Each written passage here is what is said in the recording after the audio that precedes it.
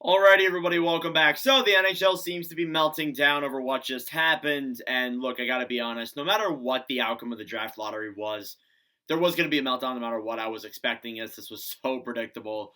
Chicago is the first overall pick for the 2023 draft. Now, I started this in 2020, and the Rangers were the first overall draft pick then. The next year was the Sabres. Last year, it was the Montreal Canadiens and now it's the Chicago Blackhawks. So obviously, four different teams. Interesting. Chicago, they were a bad team this year. They were expectedly bad. They didn't have many good point scorers, and with a lot of people leaving the team, it isn't a surprise that they got first overall. It isn't a surprise that they got a top three pick. I was definitely expecting them to be top three.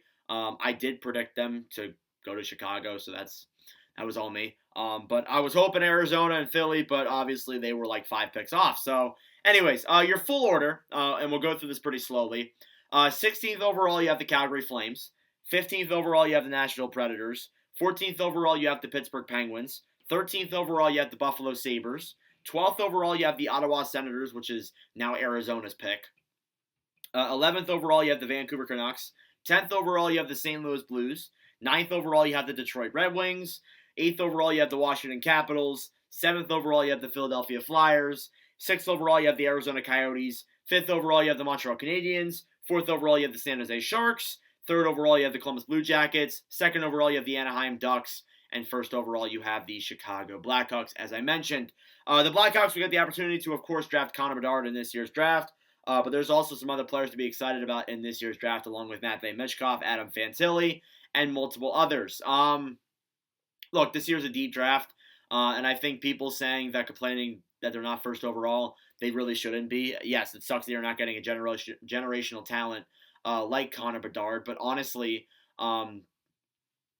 there is some good potential here for sure to get some really good gems and some really good steals in this year's draft. 100%. There's some really good players. And now that the lottery's passed, I will be speeding up the 2023 reviews.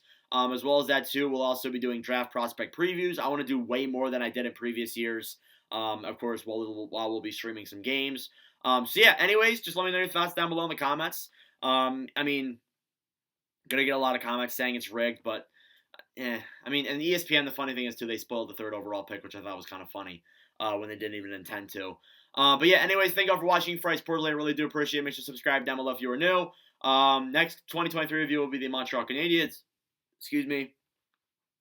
And then we'll start getting into the prospect previews as well. But thank you all for watching, and I'll see you guys in the next video. Adios.